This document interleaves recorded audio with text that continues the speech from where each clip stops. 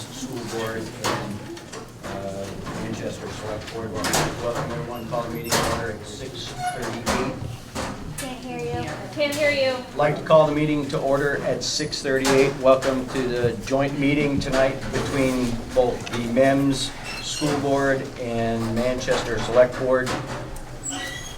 Tonight's meeting is to discuss the proposed plan to reconfigure and reconstruct the public infrastructure around the Manchester Elementary School owned by the town of Manchester and the Manchester School District, which may possibly include, but is not limited to, relocation and reconfiguration of public roadways, reconstruction and construction of sidewalks, installation of street lighting, relocation of public parking facilities, relocation of playgrounds, construction of designated drop-off and pickup areas, and probably some other. Before we go any farther, so we can be a part of this meeting, I'd like to call the Select Board meeting to order, which is the Select Board portion of this, at 6:39.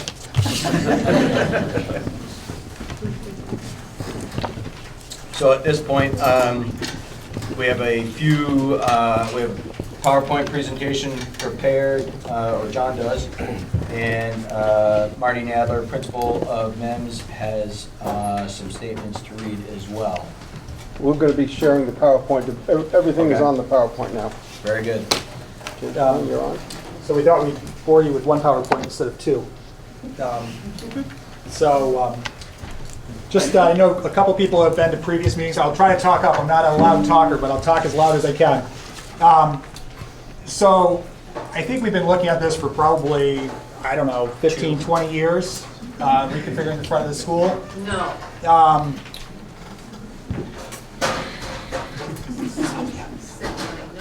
but not that long. Don't start. So, despite Sylvia's outburst, priority number one was improve safety for students, pedestrians, and vehicle safety. Not necessarily Sylvia's safety, though.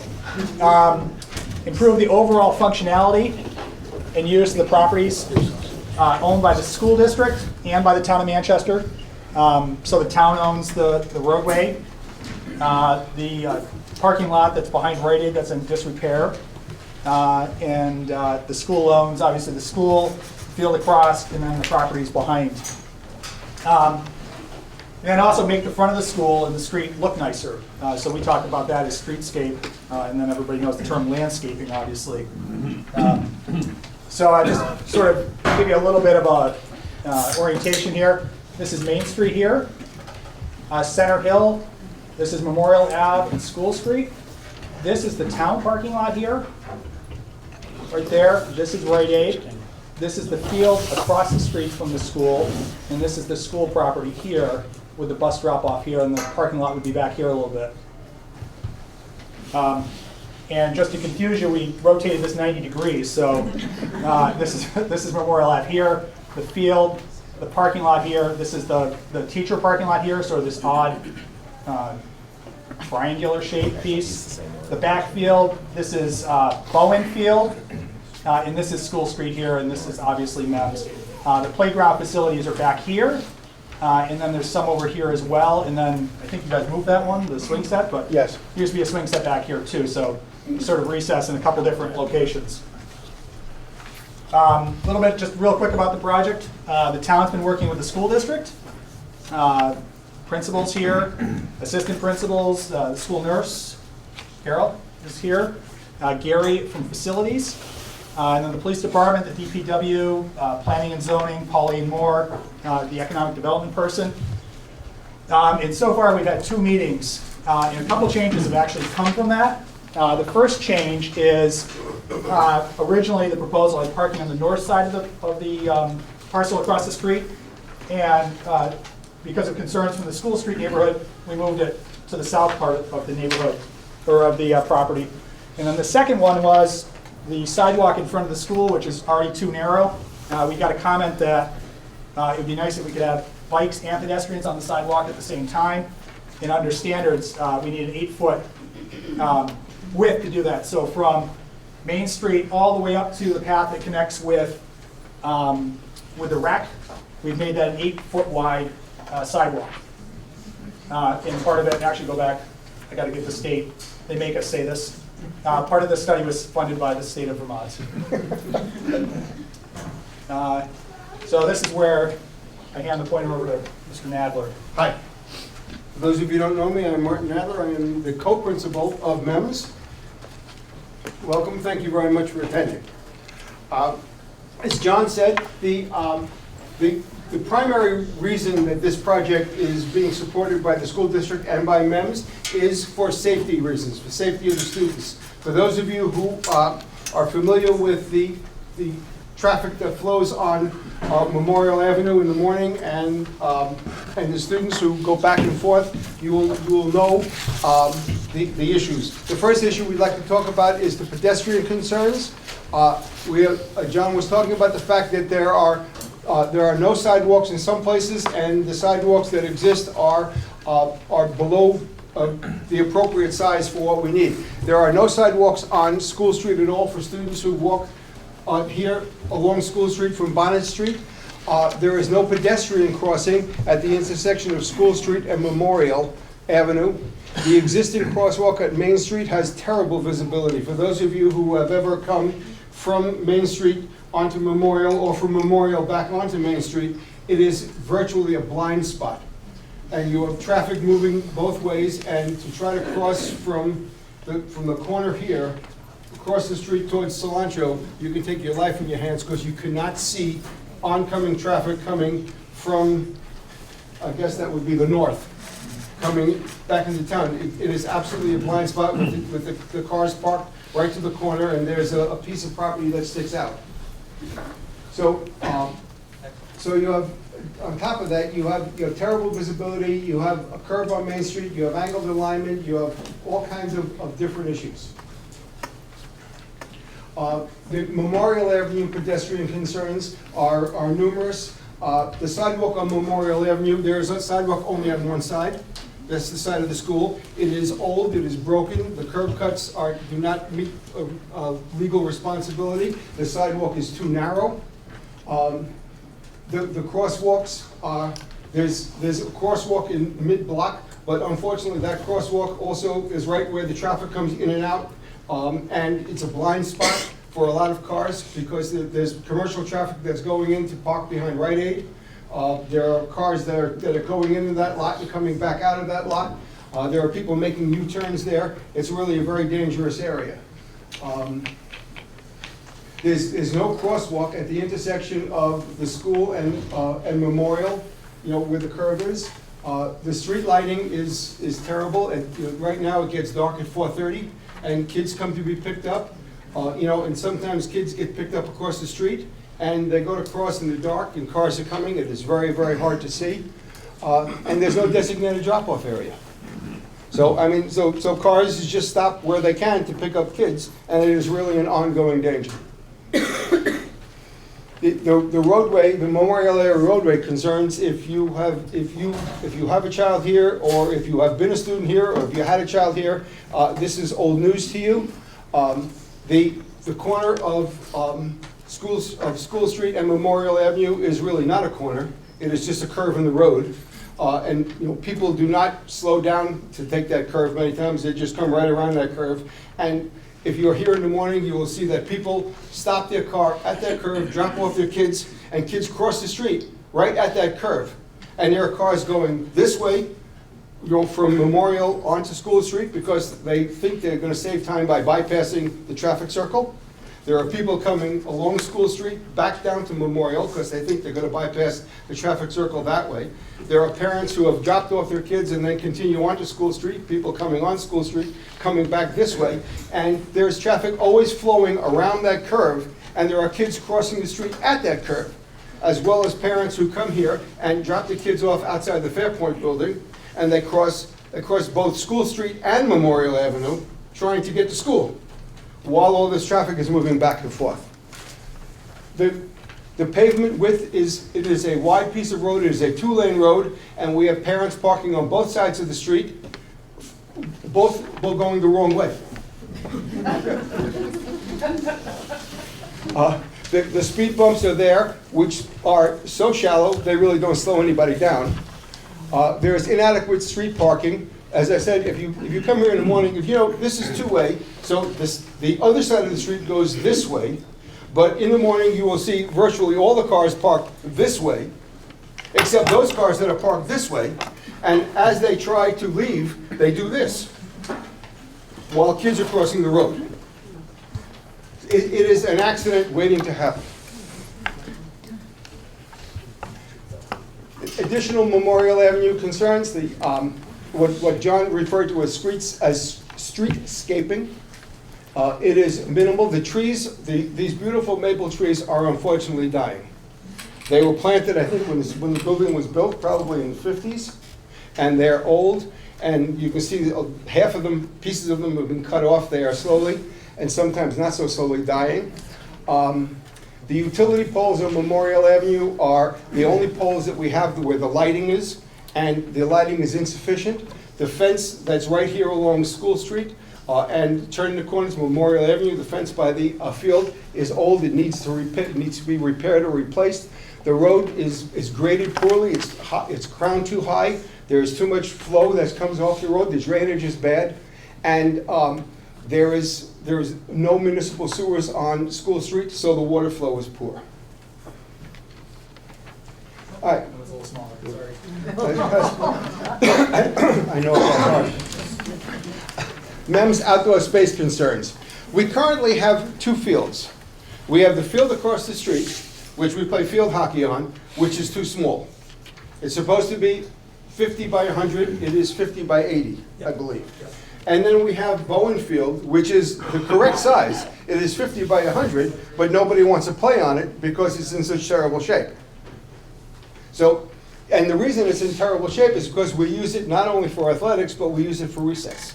And you can't put 200 kids a day on a field every day, morning and noon, and then have the same field adequate for competitive sports. The grass disappears, the field gets lumpy and bumpy, and it becomes dangerous for sports. The field behind MEMS is too small. I'm trying to see how it's It's only 60 yards long. It's 60 yards long, and regulation needs to be 100. A field needs to be 50 by 100 to meet the requirements to play competitive sports. So the Greenspace plan would provide three full-size competitive fields, at least 50 by 100. Oh, two, I'm sorry, two behind and one here, which would be small. It would be a recreational recess field. And the basketball court, which we would move.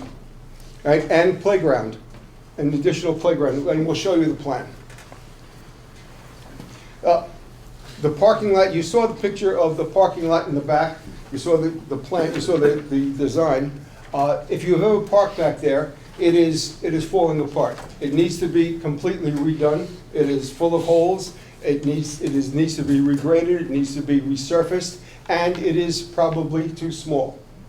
The town parking lot, which is the parking lot behind Rite Aid, is a town-owned parking lot, but how many spots does it have? 20, maybe? Maybe 30, but it should park more, but it's too. Yeah, the way it's laid out, you can't really park many, and it's in terrible shape. Plus, that parents use that for a drop-off.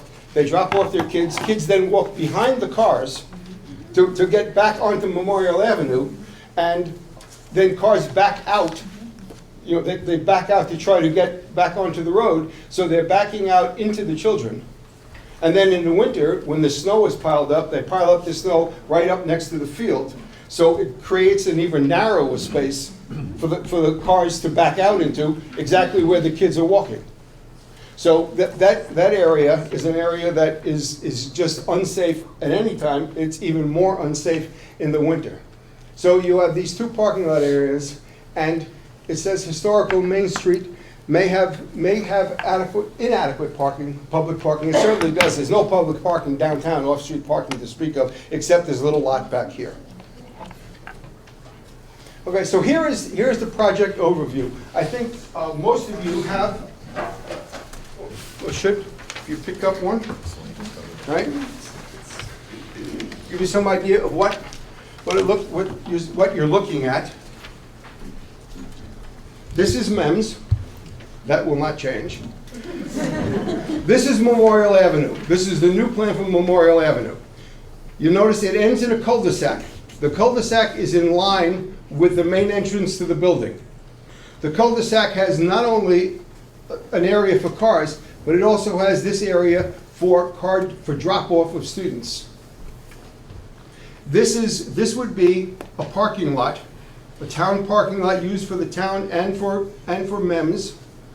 You would come in through here, enter here. This would be marked 5-minute drop-off for parents in the morning or 5-minute pickup in the afternoon.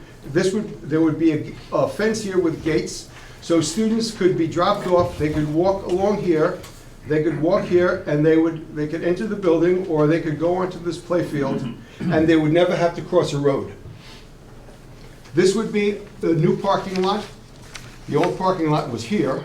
This would be a new parking lot. It would basically be for MEMS people, for MEMS staff during the week, and it could be for town people during the weekend.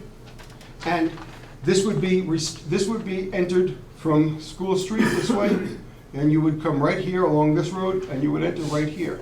This could be for townspeople, as I said, during the weekend. This would be restricted for bus transportation only. This would be a bus drop-off. No cars would be allowed. This area here would be all new green space. This would be the remainder of the existing field that is here now. And this area would be where Memorial Avenue was. It now would be all grassed over with this 8-foot sidewalk, another piece of 8-foot sidewalk here. This would be a recreational recess field, like 30 by 60. This would be the basketball court. This would be playground area, 4 square, and these would be benches, trees, and this would be the remaining area here would be where the pre-K and kindergarten playground is. These fields would be new fields that would be put in. This would be 50 by 100. This would be 60 by 100. Did I miss anything, John? No, I don't think so. Okay. So, what this does, it creates dedicated drop-off areas. You can see there on your map, you can see that it relocates the road as we spoke. This would be Memorial Avenue. It would come along here. This is Main Street. It would come this way, and then Memorial Avenue would come this way, and it would exit onto School Street here. There would be a 3-way stop right at this intersection. So there would be one stop sign here for the traffic coming from Main to Memorial, Main towards the school. After you come around the cul-de-sac, there'd be another stop, and there's a stop here for the traffic exiting this way. So it establishes dedicated parking and.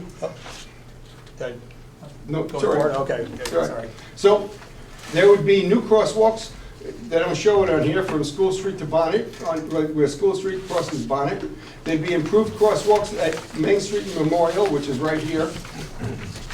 And there'd be new crosswalks and drop-off roadway along Memorial Avenue by the bus drop-off area, which is right in here, and by the School Street parking lot, which would be right in here. Okay. It consolidates the resource. So we now have recess back here. We have recess back here. We have recess here. And we have some recess here. What this will do is this will create only 2 recess areas. This area here for pre-K and K, and this area here for 1 through 8. So it provides an area, it provides much better supervision. It allows us to maintain these fields for competition only, and keep them, maintained so that they won't be ruined by recess. And it certainly allows kids to move back and forth from the building to the recess areas without ever crossing a road, without ever coming into contact with cars or any kind of vehicular traffic. As we said before, MEMS currently has 3 fields. It has the Bowen Field, which is 50 by 100. It has the field in the back, and it has the field that is across the street, which is undersized. We will now have these 2 full-size fields, which are competition-size fields, plus this small recess area. The great advantage of these two fields, not only are they competition fields for the school, so we won't have to go play at the rec center where they charge you $5 to get in, to watch your own children play ball, but $3 for students, $5 for grown-ups, or seniors, like me. I'll make it 10 for administrators. But the other and the advantage for the town is that one of the issues for the town is that when tournaments come to town and they want to play, they're always looking for what fields we have that are available. By adding these two fields, it becomes a draw for other tournaments to come to play in town. And when tournaments come to play in town, they also bring dollars with them. Okay. This is John's part. You're up, John. So we talked a little bit about the parking, the two parking lots, one here. I call this the School Street parking lot, and then this one here, which is the Memorial Ave parking lot. This one is 73 spots. This one is 69 spots. And then we actually formalize parking on the west side of Memorial Ave with diagonal parking here in front of the Habitat store and the old Rite Aid, which is now Coda and Coda Oil. And then the sort of the conflict between the Maple Fields curb cut onto Memorial Ave is eliminated. That's closed up and a sidewalk is put in there. So altogether, 153 parking spots. About 100 of those are used by the school between teachers, staff, and visitors. And then this one here, the 73 spot is designed, especially in the summer, weekends, and evenings, to be used for downtown business. What we find is Main Street is busy when the school is not in session. And right now, this parking lot, which is really dysfunctional, isn't used that much. It's not signed at all. And this parking lot here, which is actually here, I think, Marty, would you say is completely empty on weekends and evenings? Absolutely. So what we're trying to do is create a parking lot that serves the school during school hours and the rest of the community during the rest of the year. We talked a little bit about better bike and pedestrian access. That was part of the state grant that we got. New sidewalks here on the west side of Memorial Ave that links up the parking lot with downtown. An 8-foot sidewalk between Main Street and all the way to here, linking up the path to the rec park. You can see here without ever crossing the road, except for this little bus access here. And then a new sidewalk, the entire length of School Street, all the way to a new crosswalk across Bonnet Street.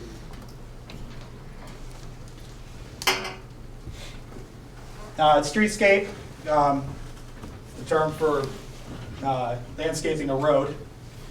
Right now we've got our light sources, and you can see outside it's pretty dark, but we're really held hostage to where the telephone poles are on Memorial Ave and School Street. This project, you can see, I think, in your color, you can see those little yellow stars. Those are Chris's attempt at street lights. Chrissy's our engineer. You can see they're going all the way along Memorial Ave, up here, and then down School Street here. And then this parking lot is currently lit. This one, I don't think we have lights on that one right now. Not yet. Narrowing up the roadway here a little bit, all the way through here. Is one of the streetscape elements. And that's really it. And then there's the landscaping side of things. Marty talked a little bit about the trees in front. They're actually, I'm sure there's somebody in the room that knows more about trees than I do. They're Norway maples, and they basically strangle themselves. Is that kind of definitely Ivan, the technical? So they actually, their roots wrap around the trunks and actually kill themselves. And you'll see most of the trees in front are missing 1, 2, or 3 major limbs. Those really need to be taken out and replaced. And then socialization is an important part of education, is what I'm told. And is that right, Marty? Yes. Okay. Especially in middle school. Especially in middle school. So we've created a middle school socialization area here. I'm sure there'll be Wi-Fi. No. So they can just text each other. But this is, you can see here, Foursquare was big when I was in school. I guess it's big again. There's 4 Foursquare courts there that are more formalized, and then picnic tables here that are already in front of the school, and then benches. So this is sort of a socialization area here, and then you've got the playground here and the basketball court here. And then the shed that's way back here actually gets moved here to be more accessible. I think some people are maybe wondering what this little road is around here. You can see a road that goes around here. The initial plan that was presented last time had the bus parking lot here, and then a huge, like, bulbous piece of asphalt here that went into this field, and we decided that it would be better if we just built a little bus-only road around the outside. It would look better and function better, so that cleaned things up. And so here's what everyone wants. When you go into the car dealership, they won't tell you what the car costs until you're towards the end. It is an expensive project. It's $1.5 million. So by comparison, the park house was $1.7 million. The roundabout was $8 million. That got us a bridge too. This would be a very significant public infrastructure project in Manchester, on par with some of the biggest ones we've had. That does not include the contingency, and it doesn't include the playground. The 1st through 8th grade playground, and then also the pre-K and K playground that would go out back. That's being fundraised by the Friends of MEMS.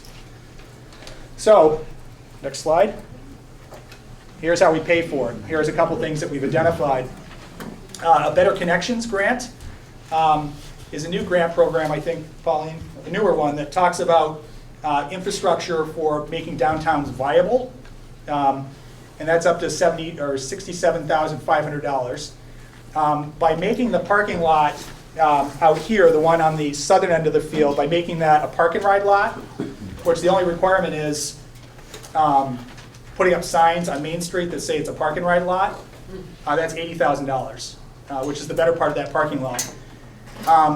This is a very, very competitive, I feel pretty confident that this would be a highly rated project by the state. There's a lot of parking spots. It's also very close to the bus station, bus stop that we built on Main Street in front of Rite Aid. And that's what they're kind of looking at. And they're also looking for areas downtown, adjacent to state numbered highways, which this has all of those components.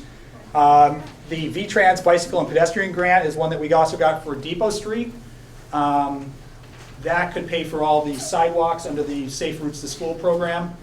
And then we have an agreement with the developer of the bank project, who was required to pay the town a mitigation fee for parking.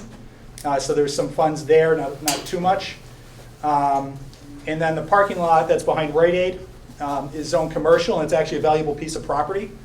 Over $150,000 is the value of that property. The town has a CERT fund, which is a capital improvement fund. Of course, there's always the traditional bonding, general fund and school fund money. And then, of course, we talked about the fundraising for Friends of MEMS. The one thing to note is a couple of these pieces, when you're talking about the state, you talk about delays in process. So I do want to mention that the top 3 would push off any timetable for a project. And then a lot of people have asked, well, what do we do from here? And I think there's 3 obvious options. The first one is always an option, that's do nothing. The second one is the amend, change the project, or phase the project. And then the last one is move forward in some form or fashion. And the question on the last one would be, if it's move forward, what would it be? And I think the town and MEMS would have to discuss who is doing what and who's paying for what. There is some complication with Act 46. John Wilson, who's the chair of that committee, could probably enlighten us a lot more than I could. He just left. Oh, he just left. Of course he did. Anticipating. He must have signed back. Oh, here he is. Okay, he is coming back. It's unclear to us what the impacts would be of Act 46. That means that we may have a regional school district. So we don't know how that would impact the project. Develop a funding plan, and it says, see previous slide, that means that there could be a lot of different pots of money here. Design phase, and then the construction phase, and when and could you actually phase the project? Do the sidewalks first, move the road, do the drop-off area. There is a way that you could actually phase this project. And that's it. That's it. took longer than we expected, but. So I think at this point, I'd like to thank both John and Marty for going through the plan.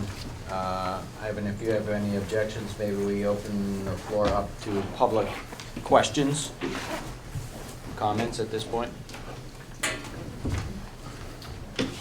Sylvia, we'll start with you. Okay. I don't know, I'm gonna lean on this. Sylvia, they got a nice microphone right here for you. I can't stand there, I got all these papers. I'm gonna stand here. Don't know if I know enough about who's here, but I certainly appreciate, as a citizen of this community, that we have so many of you interested in what's going on. Now, I don't know how I survived. I live maybe 300 yards here, a short par 4, within this block. I'm amazed that I made it here around so long. I'm 81 now. I've been here for over 55 years. I just can't believe, with all these problems, and I'm a walker and a bike rider, I drive a car as well, just can't imagine that I got through all these years with no problem. And the other thing that bothers me is that some of these things, like the sidewalk not being of the correct size, or the road having potholes, that we haven't addressed these things way before now. Why have we been neglectful in maintenance? Maintenance is such a big part of everything. That aside, I want you folks to know, when things got serious about this topic, around June 10th, 2015, I started a petition because I was worried and didn't like this way things were sounding about what was going to happen here. And this petition was to let the school board and the select board know that we, the underside, would like whoops, that's the wrong one, that's School Street to remain as it was. Well, I'm not going to take up that topic of School Street. I want to just stay to the project that we're discussing here. So I'm going to get back to my topic. This petition is to let the school board and select board know that the potential plan of the school possibly selling the front playground, green space, bordered by the Journal Office, Memorial Avenue, School Street, and residential property, not be sold to the town for development into a parking lot that would be used by school employees as well as the general public. We, the undersigned, want that land to remain as a green space for the school to continue to use as a playground. And at that time, I took a week with some other people, and we got from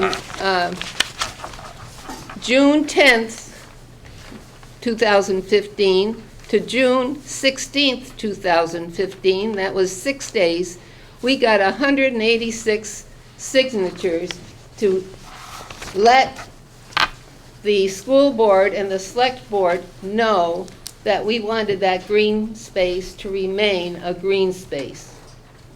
That was only a week's time. We got all those signatures. The reason why we didn't continue too long, because of the nature of the school year and not being able to get information to these different boards timely. I'm sure that if we spent a month at this, we could have gotten several more signatures, probably close to 1,000. But we only stayed with that 1 week. This was a new topic and a new idea, and we were anxious to let our opinion be known as soon as possible. Now, for any kind of petition to come up before the town's annual meeting, We only need probably around 130, 140 signatures. The town clerk always specifies exactly what the number is. I think it's 5% of the voting population, or the residents. I'm not sure now. Time has gone by, but it's one of those two figures that are used, and it's a 5% number.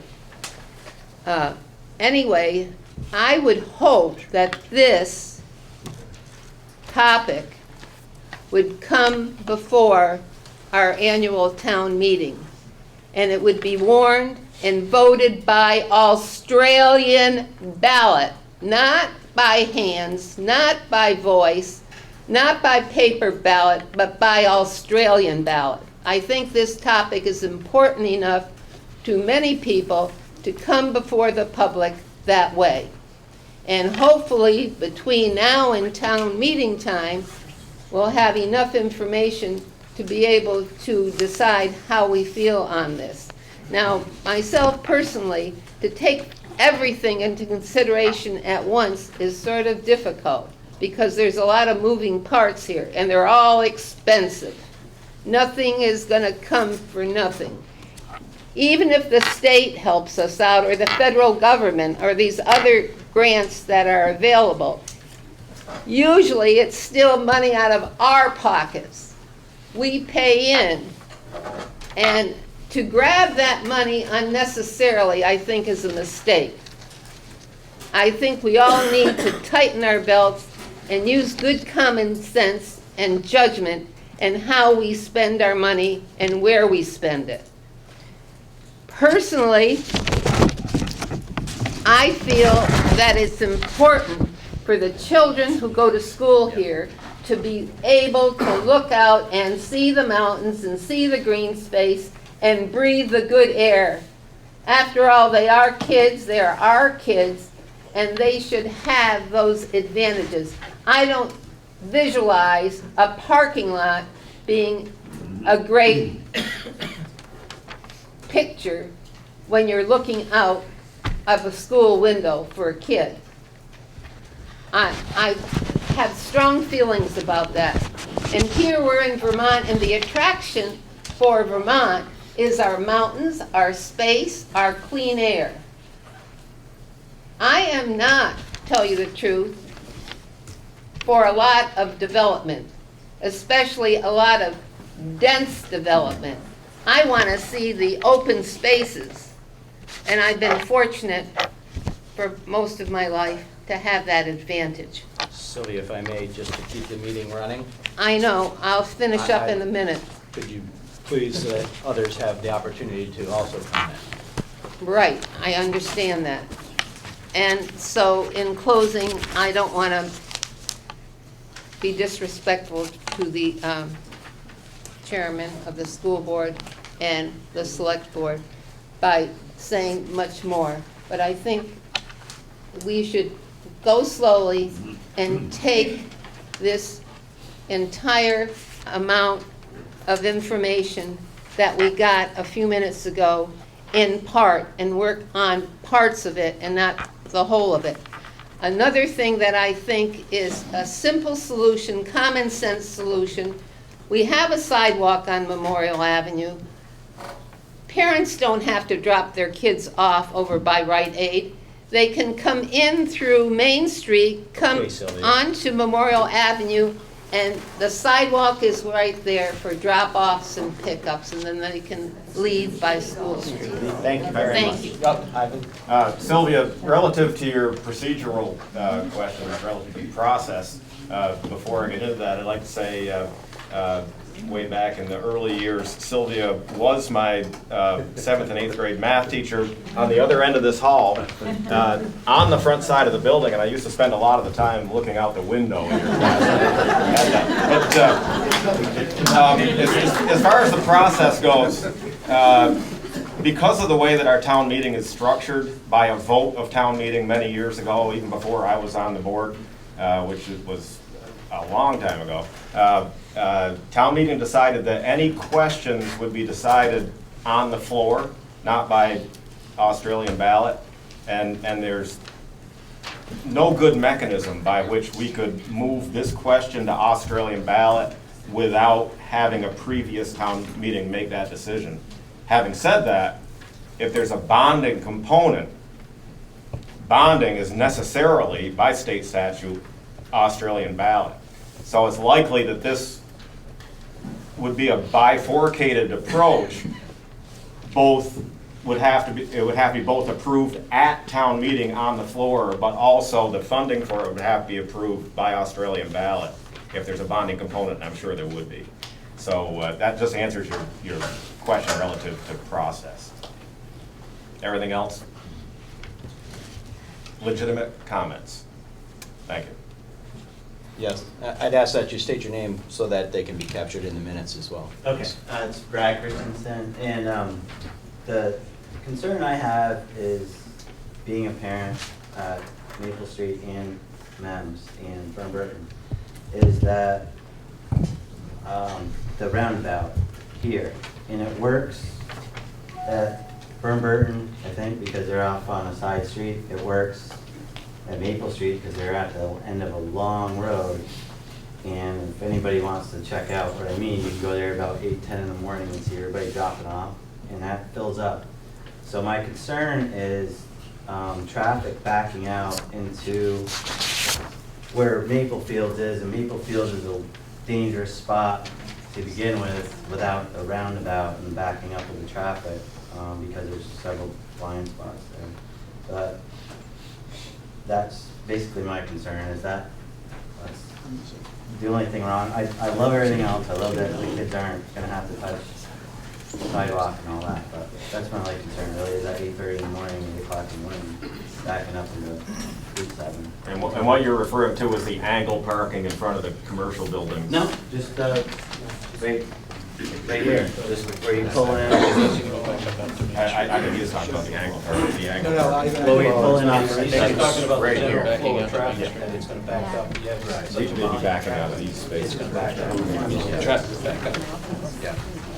And, you know, if you don't, I would suggest you check out Maple Street, like I said, at 8, 10 in the morning, and go up to Burton and just see the flow out there, that's all. But other than that, it's awesome. I mean, So it's the angled parking backing into the oncoming Actually, traffic. Ivan, can I? No, it's. So Brad's concern is, and I do have a response to it, is that cars queuing up to drop off will back up onto Memorial Ave, back towards Main Street. I don't know how many cars, we calculated how many cars storage we have in the circle? No. So the circle is designed to have the drop-off area that you can see there, and then the traveled portion. So when you're dropping off and then you come around, we would mark that very strictly, no parking, no standing, so it'd be drop-off and pickup only. you can mark it whatever you want. Well, actually, we have to, At Burton, he could probably tell you too, that there's parking on the side where we drop off at the top part. Actually, the bottom part's the same thing. They get there in the afternoon and they just park. well, there's two worries I have with this configuration. Is people parking and waiting in the circle, and cars trying to use the bus lane. Cars going into the bus area would be subject to a very big fine. That's a really serious piece there. Cars trying to access that area because there's design standards. Right now, there's that curbing that separates buses from the traveled way. And cars going through there would be a real big deal. And then the other piece is the northern parking spots in the parking lot there. There's about, 20 of them. Would be marked for drop-off and pickup only during the morning and afternoon. Again, you could put a billboard up and people are just gonna do whatever they want. You know that. Well, How many signs are around. yeah, I know. I mean, I hate to be, If I hate it was to a be, perfect world, if people read, great. I hate to be this way, but the town ordinance people would just start getting tickets if they were doing that. I hate to say that. That's the only way to enforce. Right. Something like that Same way with is- the roundabout. If everybody used the roundabout, if we had a Yes. cop there that just constantly went like this. Yeah. It'd be awesome. I get your It's awesome, but I mean. I get your it'd be better. concern. So, Yeah. anyway. That's my concern. Plus you have the cars, the drop-off area. So a lot of cars will be going into the. You're saying the cul-de-sac. parking spots on the left side of the parking lot. Right. Yeah, that's what I was just mentioning. Yeah. That's fine. In the back. Yep. Hi, I'm Jen Moore. I live in Manchester. My kids go to MEMS. We have often walked to school, and I totally support making everything more pedestrian friendly. It is really dangerous. We walk from Hillvale down past Rite Aid and try to negotiate Maple Fields, and it is really dangerous right now. So I completely support better sidewalks, better traffic control. I do have a couple of concerns. Looking at the plan, I wondered the curved road that would come around the new parking lot in the front. I wondered if there was a need for it to be both ways during busy times, because I'm thinking people are going to come in on School Street and take a right and try to drop their kids off somewhere along the grass on the right, if you see what I'm saying, to avoid what this gentleman, I think, is rightly talking about here. You're talking about this Yeah, here? like I wondered if during busy times it could just be like a one-way flow, because otherwise you're gonna have people turning onto School Street, taking a right, and then trying to, like they do now, drop their kids off on the grass, which sort of gets rid of the whole purpose of making it safe for the kids. It's just something that I noticed when I was looking at it. We've done a lot of research on switching roads to one-way and two-way without a lot of technology, like even gates and things like that, or Yeah. time technology. It's really tough to say, from 7:30 to 8:30, this would be one way, and then switch it back without a big like IT infrastructure. Yeah, I wonder if it even could be, I mean, it could just be Yeah. one way, because I'm sure the folks on School Street would appreciate that live there, not having everyone use that as a through road or a way to get around the traffic circle. I just think that it's gonna sort of add back in that, non-compliant behavior where people need to get to work and they feel comfortable just dropping their kids off like they do now. The main reason I'm here, though, is to ask about the playground space. I'm a little concerned that the playground space is in the front of the building. I know Principal Nadler talked about how it would provide better supervision. My kids are little. My kids are in third grade and first grade. And I'm not concerned about the roadway so much. I'm concerned about it being really open to the public. Right now, the playground area is in a protected area in the back. And certainly Manchester is a really safe place. But, a guy was busted with 80 pounds of heroin right across the street at Cilantro not so long ago. So, the idea that the kids, especially the really little ones, would be out front, kind of in that unprotected space, even with lovely and wonderful teachers and supervision all around, concerns me a little bit. I understand the need for maybe one athletic field, but recess is, utilized by all the kids in all the school all the time. And I wondered if there was some opportunity to maybe make more recess space in the back of the school for the kids. 2 athletic fields is great, but we have a great rec park. We just, voted in new fields at the rec park. And certainly I appreciate, wanting to bring tourists here. Anybody that lives here knows that that's the lifeblood of this town. But we just built them a couple new fields over there. And it would be nice to think about what we could do to make the play space for our kids that live here a little bigger. I don't mind the configuration of it. It's just the location of it seems very exposed to me. The other concern I have, and I guess I just don't have enough information about it, is why the playground wouldn't be part of the general funding for the project. I understand there's a committee, but folks have been trying to raise money for this for 2 or 3 years. And recess is so important for these kids that live here. And as a taxpayer and a homeowner, I authorize more money for the field at the rec park so we could bring more tournaments here. And I'd be happy to authorize money to pay for my kids to have a better playground. Thank you. Can I respond? The issue, the supervision issue, I mean, from all the information I've gathered, now, I've only been here a few months, but, you know, I've spoken to people who have been here for several years, and we do not have a problem, we've never had a problem that I know of people coming onto school property during the school day. You know, we have a path that goes past the property here and goes into the rec area, and if there was anybody at all that we would be concerned with, it's that area there.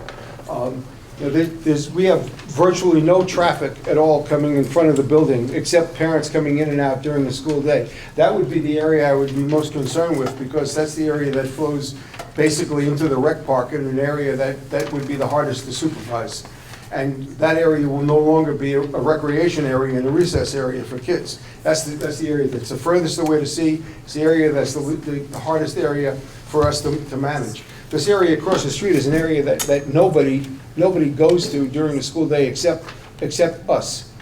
And we have 3 or 4 adults out there at any one time. No, and I understand that, and I don't doubt that you have the best intentions. In fact, I appreciate so much you being here. Both of you have done a great job so far this year, really engaging the school again, and engaging the community, and looking out for the kids and the families that send their kids here. You know, I'm thinking, it just feels really exposed, if that's going to be the primary play area for all the kids right now. And I'm not concerned, really, you know, Manchester's a really safe place, but things happen. And it feels like with the parking area there and the road there, and if all the kids are going to be there all the time, it just feels like maybe not this rec field, but maybe this rec field would be a safer space. You know, right now, everybody's, you know, when they're at recess, and the younger kids are what would be the pre-K and K playground that you have on the map, right over here. Right. And so they're closed in by the building.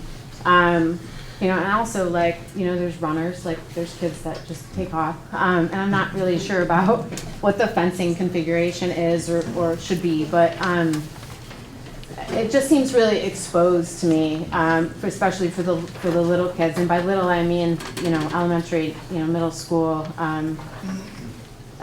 Wouldn't be as much of a concern because they're more self-sufficient. I mean, to me, the greater, I mean, I don't want to press the point, but the greater concern for me is the area that's further away and closer to the rec park. Sure. You know, where the area we can't supervise. This area is so close to the school, you know, we can see it. You know, and it's right in front of us.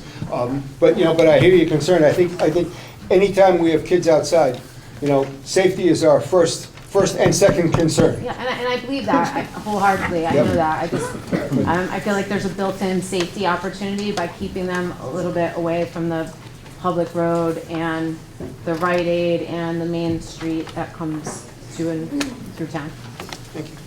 Those are valid concerns and worthy of consideration. And I, just as someone who grew up in this school a long time ago in a different time, I can remember playing on the back side of the school, and it was frequented on the very back part of the property by local unsavories. They used to travel through there a lot. I mean, that's accessible too from the outside, and I would agree with you. I think this is probably easier to monitor than even that would be in its configuration that it had years ago with a path across the back of it. And that was the path that continued through to what was the fairgrounds at the time. Speaking of that, Ivan, does the town own that road? The path to the rec area? Yeah, the one you're talking about, the one that was right on the other side of the playground. Nobody knows about other than This one here? No. Backside. That may be owned by Congress. Back here somewhere. That was the access to the rec park. Yeah. The town doesn't own that, no. They don't have a right of way. No. Ivan, can I just, so I understand your concerns about the playground. We did, if you move it down a little bit. So there was a little bit of thinking here. This piece, you know, I said it earlier too, It's our hope that this would be used in the summertime by neighbors, sort of up and down School Street and over in these neighborhoods here as well. So that was one of the pieces of thinking.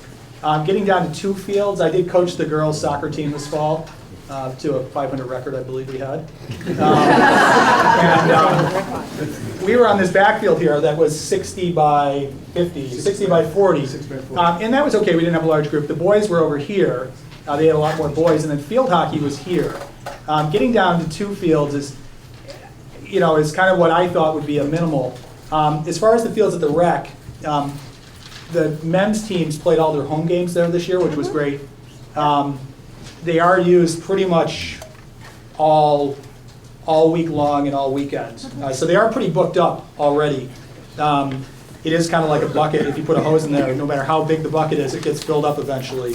I totally understand that. I feel I like understand your. I feel like there's a lot of kids here that don't play sports. Yep. And they should have as much access to all of that green space as the kids that do, particularly because we have adjacent to us a lovely and beautiful rec park with lots of fields.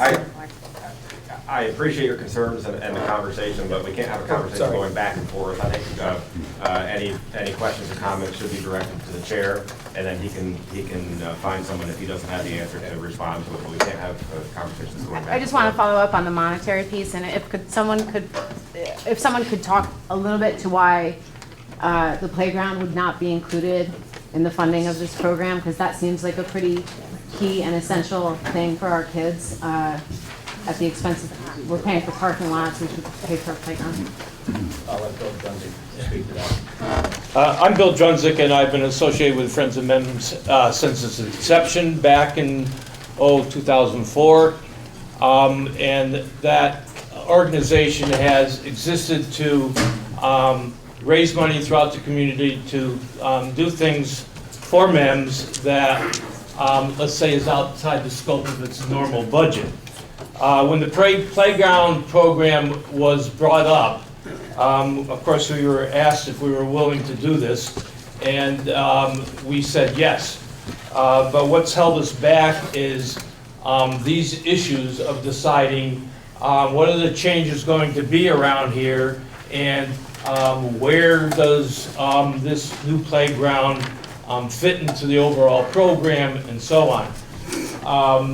One of the reasons for the Friends of MEMS taking up this particular program, and I think some other people can help me out, if you did it by tax money, it would have to be raised through school budget dollars, and unfortunately, because of the way the taxation and the funding handles in the state, we'd have to raise considerably more money by taxes to get a dollar spent on the playground. I'm not sure what it is. Sometimes I've heard it's 2 for 1. We'd have to raise $2 by taxes to spend $1 on the playground if it's within the school budget. So we think we'll get more bang for our buck, have it happen a lot quicker and easier to tap the generosity that this community has so gratefully exhibited over the years, and do a nice fundraising, have some good community projects to raise these funds and bring us all together to make that happen.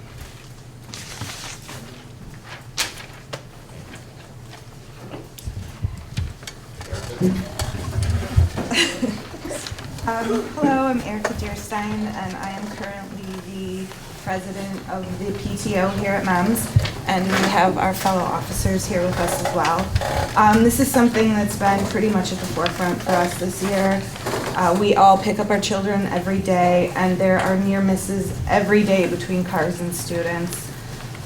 There's just no cohesive pattern whatsoever. And I know there are a lot of moving parts to everything, but it's better to have one plan than to start with pieces and then have fragmentations along the way. As somebody who has a son who does extracurricular activities, I'm here doing a lot of fundraising and events here. I've noticed Memorial Avenue, for example, even when we put barricades out, when we have Harvest Fest or similar festivals, we have cars that drive around them at 40 miles an hour with students crossing the street. So I think cutting that roadway off is huge. and it stops a flow of traffic of people who want to bypass the roundabout by Northshire and fly through in the morning. We're all here, we're all concerned. Not everybody in the community is aware of it. They come by, they don't have kids in school, they're not really, knowing of what's going on. So they just fly through. I've seen it all the time. Also, the parking lot, that would be, I guess, Memorial parking lot. The current parking lot behind Rite Aid is a disaster. In the winter, it's a skating rink, potholes. The children are walking down the middle frantically holding onto their parents' hand not to fall. Parents are falling. When the snow gets pushed up against what's supposed to be the walkway, it creates a barrier for there being a walkway, and it forces all traffic into that space. There is no perfect plan for everybody in town. It's not going to happen. I think having the most cohesive plan possible needs to be proactive instead of retroactive. Before something happens and everybody says, why didn't we do something about it? I think that's why we're here. As far as the community goes, I think it's a great space for the summer. I know for the farmer's market, when that's going on Thursdays, there would be a great need for parking right there. There's not a lot of parking for the farmer's market as it stands right now. I know that a lot of the sports teams and kids walk to the library after school, and we as parents are like, okay, be careful, I hope you make it. This would help that. A lot of the sports teams are running back and forth to Rite Aid to grab snacks before a basketball game, soccer game, whatnot. It's a free-for-all. They're kids, they're coming out of school, they're happy, they're hitting the fresh air, and they're running. I wish every kid would stop and look both ways, but it doesn't happen that way.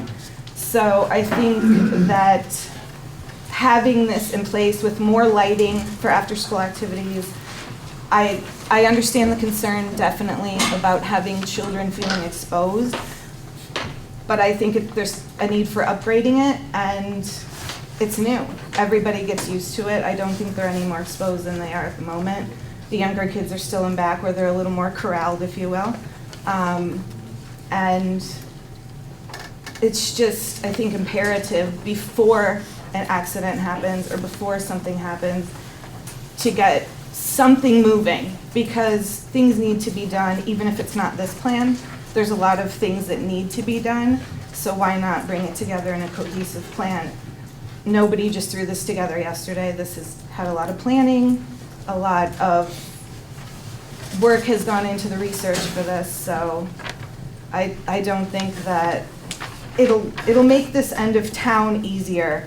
Memorial Avenue, pulling out either way, the Dorset bus stops right at the end of Memorial Avenue. That backs traffic up all the way anyway. There's no perfect scheme, but this seems to be the most logical that I've seen so far. So just wanted to say thank you and give our support for that.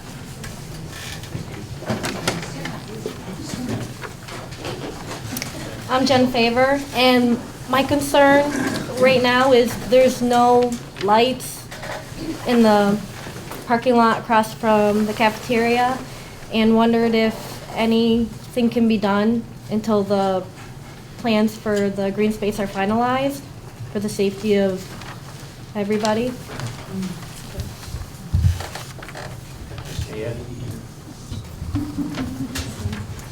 Hi, I'm Mia Sherwood, and I go this.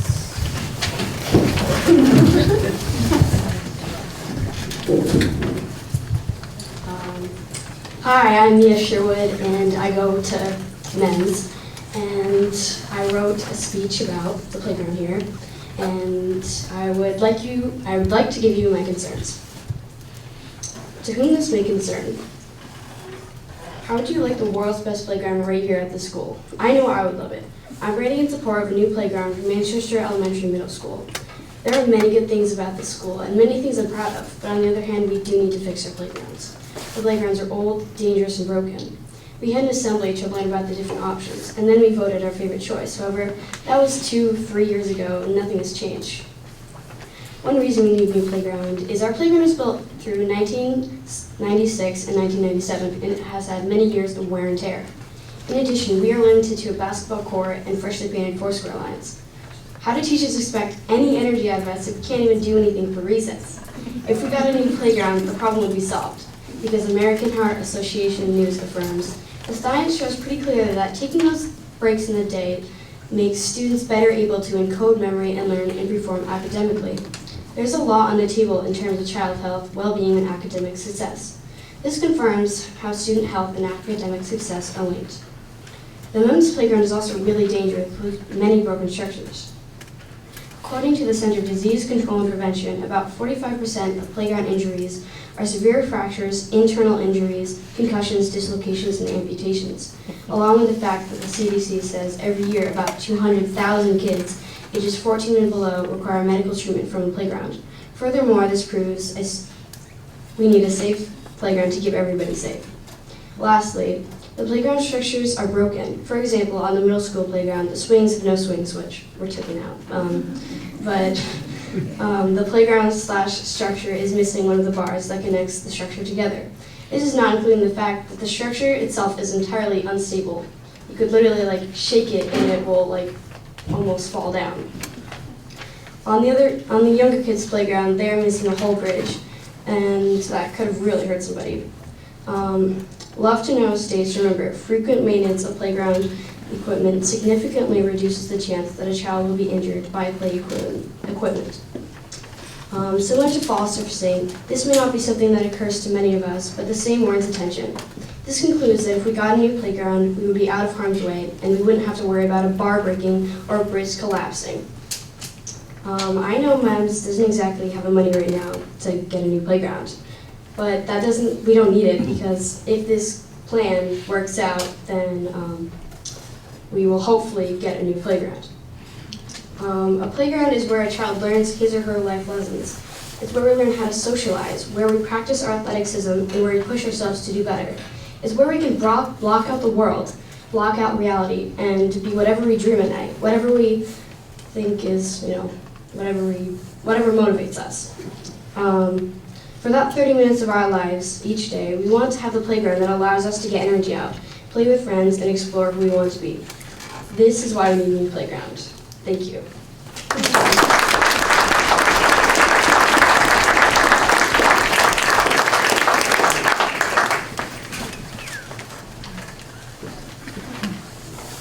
Hi, I'm Johnson. I'm also part of the PTO, but I'm also a parent of children who go here. I'm also a Manchester resident. And, Erica's pretty much said so much of what I was going to say already, and I had asked the crossing guard to come and speak, and I'm sure she was unable to make it for a reason, because she sees everything that goes on in the morning and in the afternoon with the dangers of crossing the streets and just really trying to collect your children and make it to your car safely. And if anybody ever has any questions, you should come in the morning, you should come in the afternoon, and just observe. Because as a parent with a child, you are battling cars to get to your car coming from 6 different directions while trying to walk your 6, 7, 8, 9, 10-year-old to your car. And by the grace of whatever is out there, we have not had an incident. But that doesn't mean we're not going to. It's a close call so many times. I have stepped into the road to slow traffic down myself, crossing other people's children. And we don't want that. We don't want anything to happen. And it's not just whether or not we have children here. It is our job as a community to make sure that all the children that go to this school and visitors and whoever are safe. I mean, it's not even a question. And if we have this opportunity, we should be taking it. Thanks.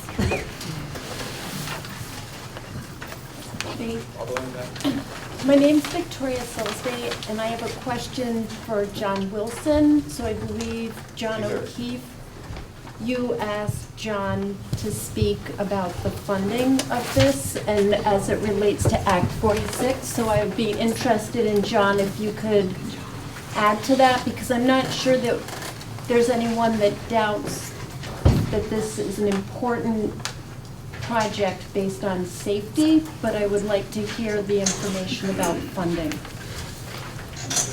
on the request would be, how does Act 46 play into the plan and funding and the reorganization of the school district and the SU at the time? Maybe we can speak to that? Please.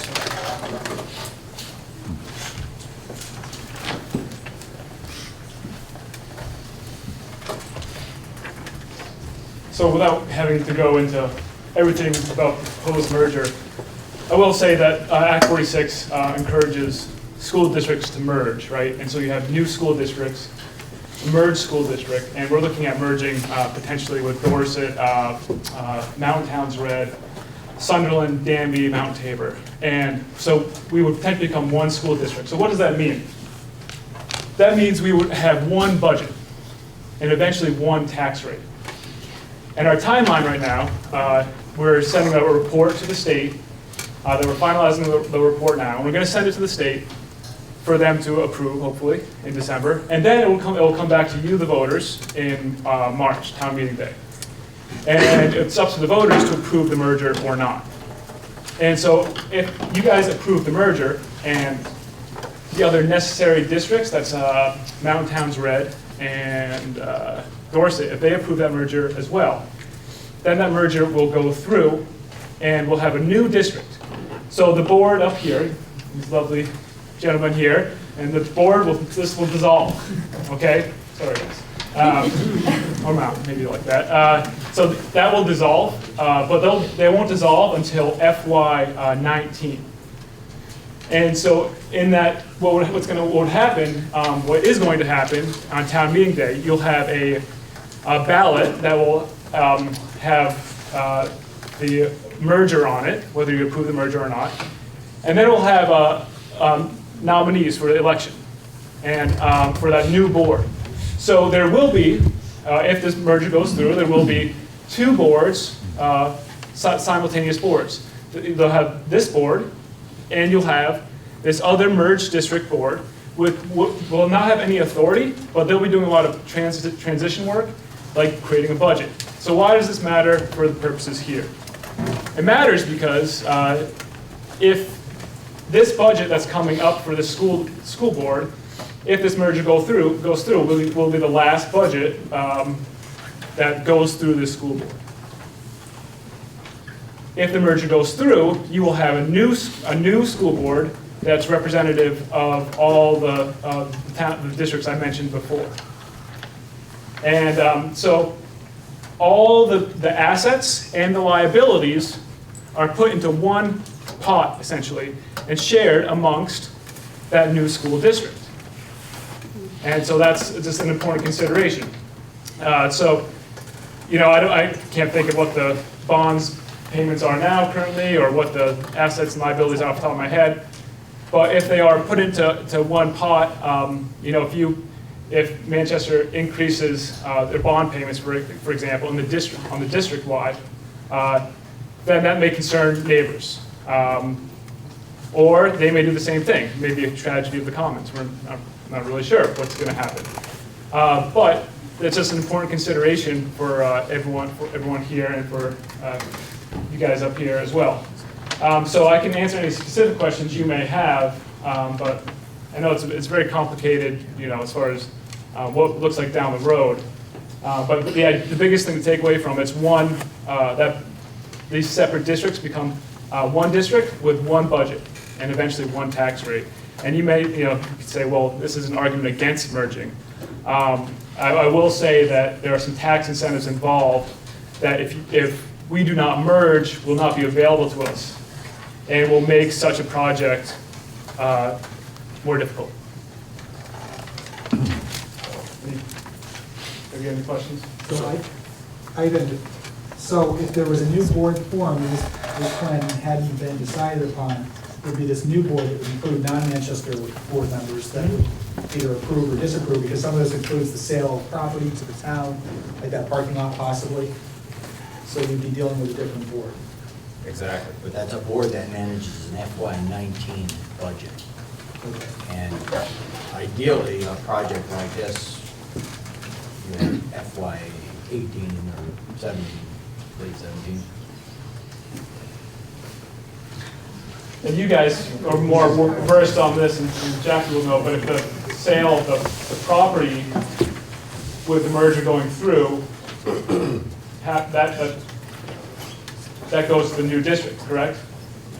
So this, if this merger goes through, this property does not belong to the Manchester School District anymore. As far as I'm not an expert, legal expert, that's my basic understanding. When does that transfer occur? That transfer will occur live July 1, 2018. So you'll work on all those property transfers if the merger goes through. You'll start to work on that transfer of property in that year of transition. So you have until June 30, 2018 to operate as a Manchester School Board in terms of assets and liabilities.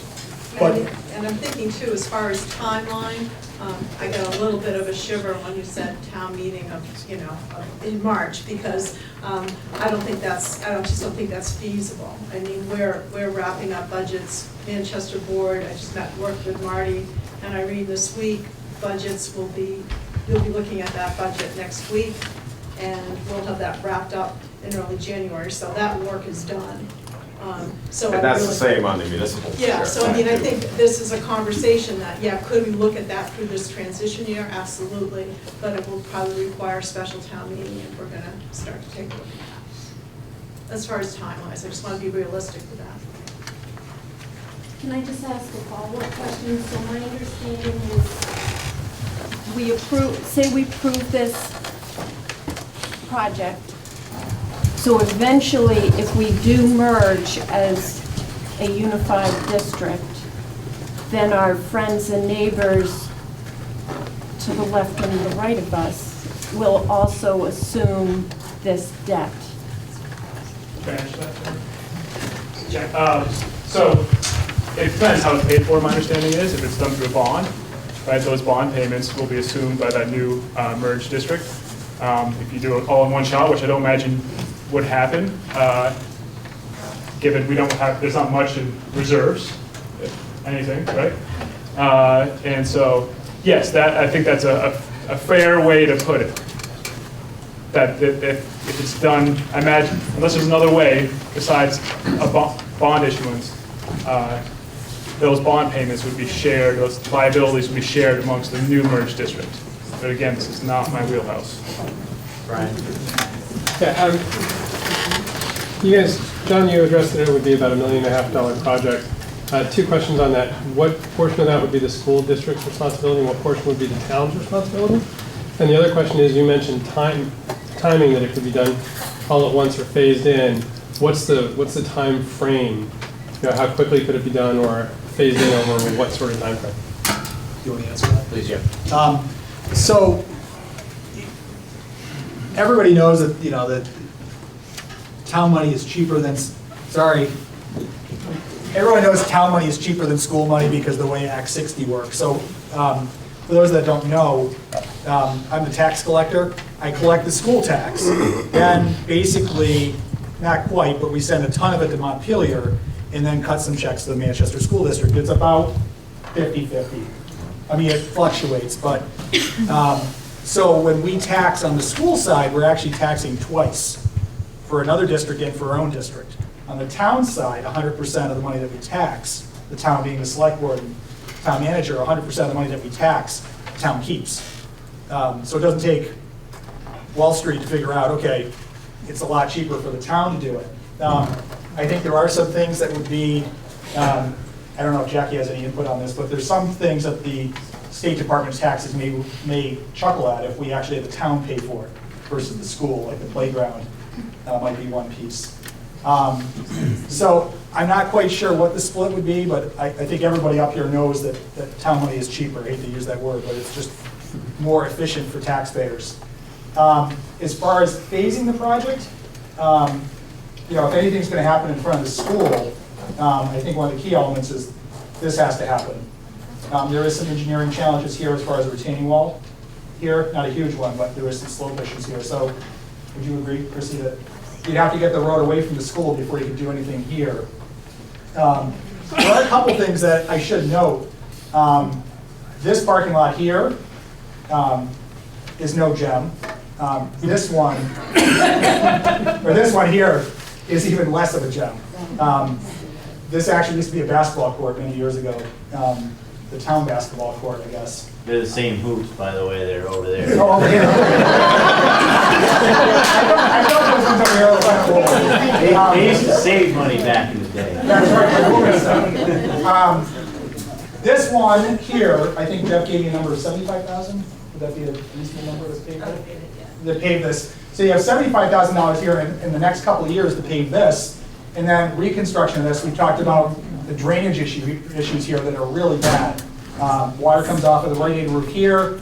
There is a drain here, but it gets overwhelmed pretty quickly by the water that's melting in this parking lot, and then when it freezes, it turns into an ice skating rink. So you've got easily $100,000 there. So you've got the better part of $200,000 here alone, fixing 2 parking lots that by all accounts aren't really laid out very efficiently. Here, you just don't get the parking that you should, and here it's this weird configuration. I think if we went out there right now, we'd all have a good laugh at how we all decided to park next to each other, facing each other and away from each other and everything like that. So this would be the first piece here. This piece here, with all transparency, the real possible buyer is Rite Aid. It is a commercial parcel, but it's small. It's an odd shape here, kind of being in here, and then a parcel line here. And then the playground would be accelerated. I think that right now they haven't done a lot of fundraising because we don't even know where it goes. And then the fields back here are pretty easy. Once you use this base, we would grind up this base and actually use it for a base, this asphalt here, and use it for a base for these 2 parking lots. So I hope that gives you a little bit of a sense of how you can phase this piece in. But this is the key here, is to get the road away from the school before you can monkey around with anything in here. It throws an interesting strategy into the equation, though, because right now, as John mentioned, on the school side, we raise roughly $2 for every dollar we spend. On the town side, it's 1 for 1. When you pay your tax bill, you don't think about what portion of that's going to the school, what portion is going to the town. It's just a property tax bill. I'll tell you about 14% goes to the municipality and about 86% goes to the school, but it doesn't go to the school. It goes to the state, and we get half of that back. Now, when we talk about bonding, under the new structure, if it happens, it becomes a whole different animal, because now everybody in our district would be contributing to that bond. So what does it actually work out to? I mean, if Dorset and Red Mountain Towns and Sunderland and all those communities are also participating in payment of that bond, they're paying for it in their property taxes, which reduces the amount that we're paying. Does it reduce it by half? I don't know. But those are the kind of things we have to look at. And suddenly you say, maybe it makes more sense for the school to bond because we're spreading it to the greater community than to have the town bond. And these are the kind of things that we don't even know the answers to, but we have to keep in the back of our minds. And I don't think anybody at this table's even thought of that yet. There are a lot of moving pieces here. And a lot of them are outside the scope of this project, but affect it deeply. Yeah, can I, oh, sorry. No, sure. Before we move on, just a piece of that, I think some financial modeling in the very near term would be required. The other districts are going to want to know what this bond looks like if they're going to go along with this merger. In the coming months, I think that the modeling would be essential. They'll be asking for it. I have 2 other things that would impact the phasing. You've got about $200,000 worth of sidewalks. Is that an estimate? I think the estimate is about $200,000 worth of sidewalks here and up through here. That is a potential state grant at 80%. So that could impact the phasing of the project. And the other piece here is $80,000 for the parking lot. I think the combined parking lots were 220, 250, something like that. So that's a significant number, $80,000 on the 2 parking lots. I think the state AOT folks would be smart enough not to give us a parking lot for this one here. But this one here, I've already talked to a guy about, well, how would the application look? And They are pretty desperate for a park and ride in Bennington County and in Manchester. The only thing that makes this parking lot look good is the park and ride out on Dufresne Pond Road. I don't know if anyone's ever had the nerve to leave their car out there, but Do you own that? the town owns this. The town does? The town as the select board. What does Keelan own? He owns really. He was on the school board, they wouldn't Backside. sell it to him. Yeah, he owns the back side here, right about there, and then it cuts in and then cuts back out like this. It's like a weird wedge connected by a very thin parcel here. It's a very strange parcel, and actually, historically, it used to be owned by the school district. It was transferred to the town in the 60s for some reason, probably because they wanted the basketball hoops over here. If it was approved and funded, is it a 1-year project, a 2-year project? How long to complete? If the whole project was done as one project, it could be done in 1 year. Thank you. Also, John, on the road that comes off Memorial around toward School Street, that, you have an 8-foot pedestrian bike section? No, so the pedestrians, this would be really just vehicle. The pedestrians would use this route here. There'd be a sidewalk that comes through here and then connects in here. Would you have a sign telling the pedestrians to use that route? Barbed wire, actually, we put barbed wire here. There's a lot of non-conformity on the upper end of East Manchester, right? So the sidewalk will go all the way down School Street? It does go all the way down School Street, yep. We did, yeah, I know Frank lives on this side of School Street here, but it's not an 8-foot, by the way, it's a 5-foot. This side here is just too difficult. There's a lot of retaining walls through here. This was the obvious path when you walk along the road, for whatever it's worth. But that would be 5 foot right on the side, right on the road, because we want to keep it as little impact as we can on the front yards of the people that live there. And that building with the white roof right there, is that the new apartment building? That is, yep. Okay. Yep, and this is the Verizon building here. And this is the right-of-way here that services Bruce Fielding's building, and this is where the town basketball court is currently infringing on this right-of-way that's granted to Bruce for his building back here. Can I ask a question since you're right there? That road coming out and back of the playground to School Street, yeah, right there. Yeah. Isn't that going to be a very difficult left-hand turn? You're going to be blinded there. You're not going to be able to see what's coming up School Street. You're gonna have to build up. So here, that's what, there's about $40,000 in the budget to build up a retaining wall here because the road would have to rise up so that you're more level when you come up here. But there is a little crest kind of back here. But Yeah, yeah, but still your left turn onto School Street is going to be difficult. I think what John's saying is that that road will be elevated enough, so where the retaining wall is again, John, and that is, it's gonna be above the playground, which will improve the site distance for that person who's talking about turning left on, out of How can that? here's the, So that will provide through two-way traffic, but it won't be an advantage to take that route to bypass the roundabout, because the roundabout's very easy to get through. So I think probably this would cut down on through traffic, even though there is two-way traffic provided. And certainly the people that live on School Street, and most of them are here, need to have two-way traffic in front of their house. And what we ran into when the other was one-way was that people would start in on a two-way street, they get to this corner, and suddenly have nowhere to go. And the commercial properties over here wanted the two-way traffic in front of their commercial activities.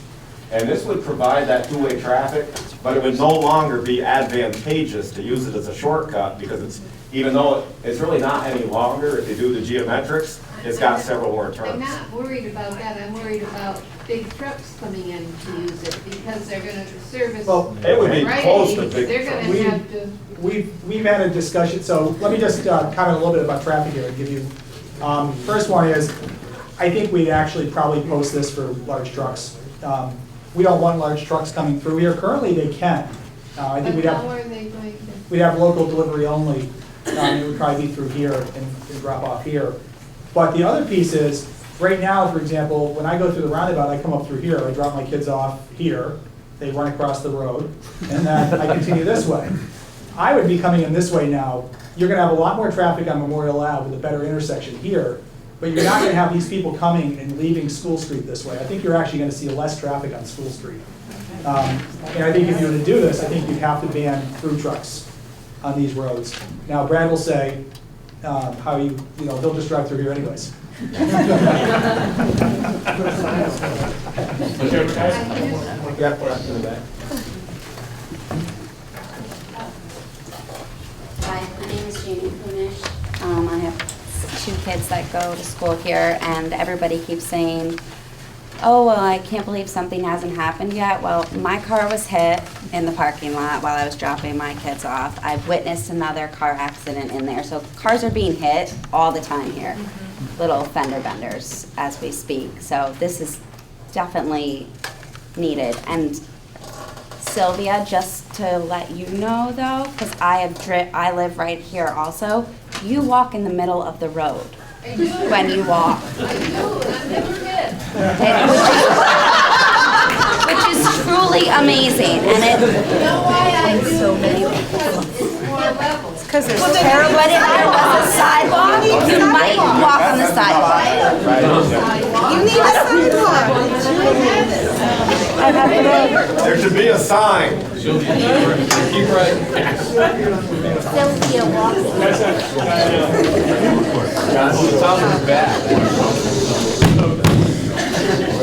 One thing I neglected to mention, that's kind of a minor detail, but I think it's important, that there's a mechanism in the law that after merger, that eventually every district will have the same tax rate, like the school property tax rate, forget about the municipal side. But that first year, your tax rate can change by no more than 5% up or down, right? And so if there's a significant increase on the school side, district side of the budget, then you could be you can only decrease it by 5%. And it's hard for me to explain without showing you, but it could be a few years, so you equalize with the rest of that new merged district. So it is spread out. It is spread out with a new merged district, but in the short term, you might it's phased in.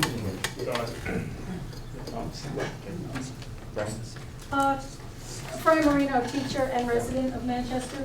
A couple of quick questions. Would there still be access for cafeteria deliveries in that back end of the school? Here, yes. I see there's not a break in the sidewalk. Oh, yeah, no, there is access there. We've actually talked about cleaning it up and making it, improving it. We did look at that for several other functions like bus parking. I mean, we went through probably 20 crazy ideas before we got to this. But we did look at that area. That would be maintained there. And right now, there's a couple really goofy drops in the sidewalk here that look more like ramps, like skateboard ramps. Those would be improved too, obviously. Another question is, how does Maple Fields feel about losing that access from their other corner? I've had different conversations with different people in the organization. I will tell you that most of their gas stuff comes out of this curb cut, interestingly. Oh, it used to be that curb cut. So, I don't know, the jury's still out on that one. Right now, they have 3 curb cuts, which is pretty extraordinary for a convenience store to have 3 curb cuts. This one, I get my coffee, I park here, and then I try to do this loop here, and coming back here. It's not really functioning. You need that for the air, though. That's for the free air. Because the parents are parking here. This area here, there's parking spots that go this way. They'd actually be realigned this way, so they wouldn't lose any parking spots. And Or then the free my air. other comment, I think Brad, right? Yes. I have to agree. I mean, we definitely have to do something, but I think this has to be looked at even further, because I absolutely see people taking whatever shortcuts they need to take to get their kids dropped off, and they have to get to work or wherever they have to get to. I can envision people parking in those vertical slots for the Here? businesses, just a drop off. I can see them That's pulling okay. in and letting their kids cross the street Um, there. I could also envision them coming up this loop here off of School Street, up to Memorial, and dropping their kids off on the right-hand side. And again, they have a street to cross then, in several places. I could envision Memorial, as Brad mentioned, backing up, and people dropping their kids off at that sidewalk before they even get to the circle. And maybe that would be okay if there were enough room to have another pull-off, and I don't know if there is enough room to do that. And then I would also envision at that three-way stop, it could get a little tricky, and again, people coming off of Memorial, making a left onto School, and then dropping their kids off on the side of that parking lot. I don't know, I just don't know that it's really made it safer.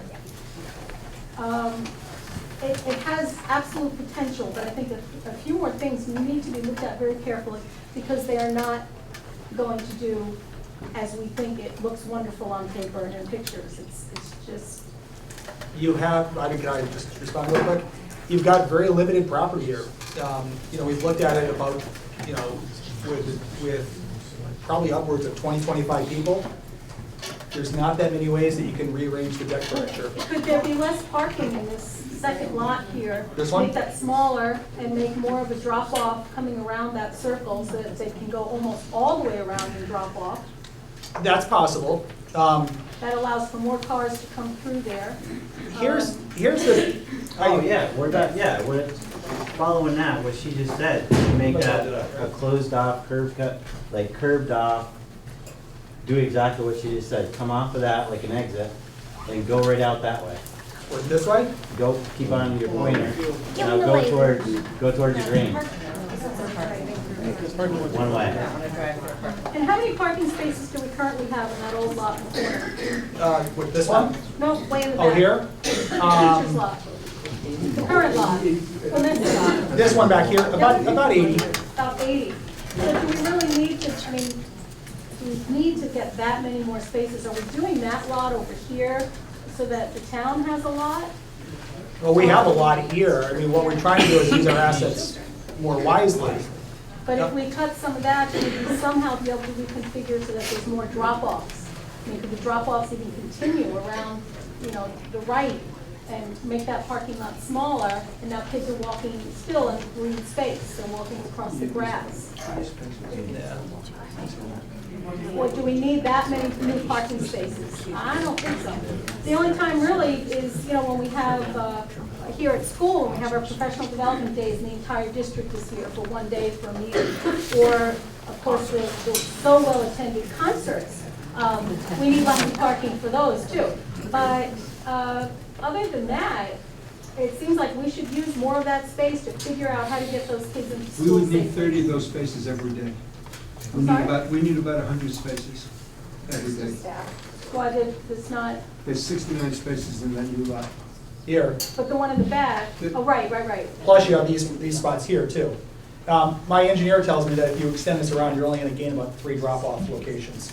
You could push the drop-off circle further this way, but it really eliminates this entire socialization area here, which I'm not sure that's, some of this I don't want to come off the wrong way heavy-handed. Where the green trees are at the top Here? of that parking lot? Here? Yeah, couldn't that just all be pushed down and make that more of a drop-off as well? That's my idea. Here. Yeah, no, we lose 4 parking spaces here, but you only gain 2. We can look. I think what we realize is there might need to be some reconfiguration Of this. to improve traffic flow as a whole and drop off. This. I would guess that however you configure that, even if you gain 5 more spaces or 8 more spaces, the people who will not use those spaces and will continue to drop their kids off along Memorial Avenue will do that, regardless of the number of spaces you create. So I think that creating more spaces may be helpful, 5 more spaces, 3 more spaces, for the people who will use them. The people who will not use them regardless of the number of spaces that exist. The people who will come in and use the 5-minute drop-off will use the 5-minute drop-off. The people who will use the spaces in the cul-de-sac will use them. The people who will insist on stopping on Memorial Avenue and drop off their kids will continue to do that and will continue to stop traffic. Until enforced.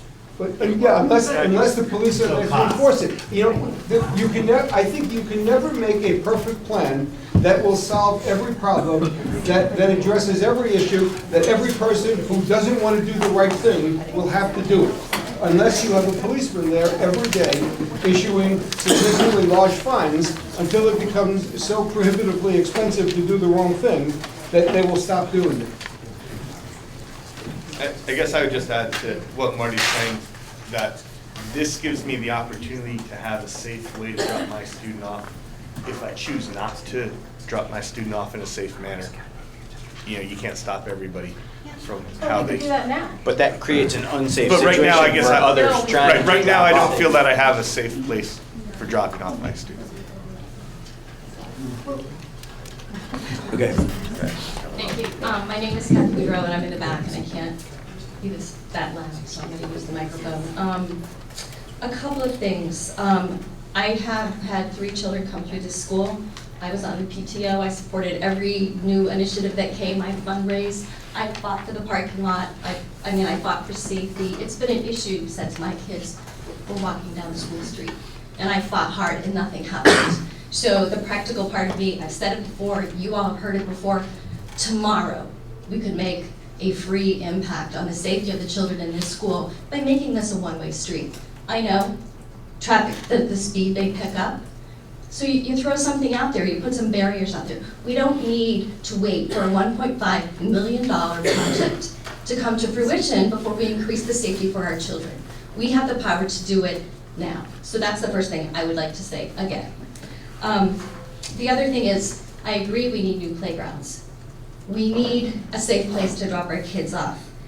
We need all of these things that, yes, it's a problem. Cars are getting hit, kids are running out in front of cars, but I don't think that this is the only solution. I have yet to see a project that does not include a municipal parking lot, which is what I believe is driving this whole project. If we didn't need a municipal parking lot, then the parking lot could stay in the back. And the woman over here who talked about the athletic fields, I don't know what the percentage of kids here who play athletics, what that percentage is, but if losing one playing field for the little kids to have recess, to have a place to go, I think that's worth looking at. It's not all about, bringing people in for tournaments. It's not all about bringing tourists in. Yes, I know that's important. I get that. People buy homes in Manchester for our schools.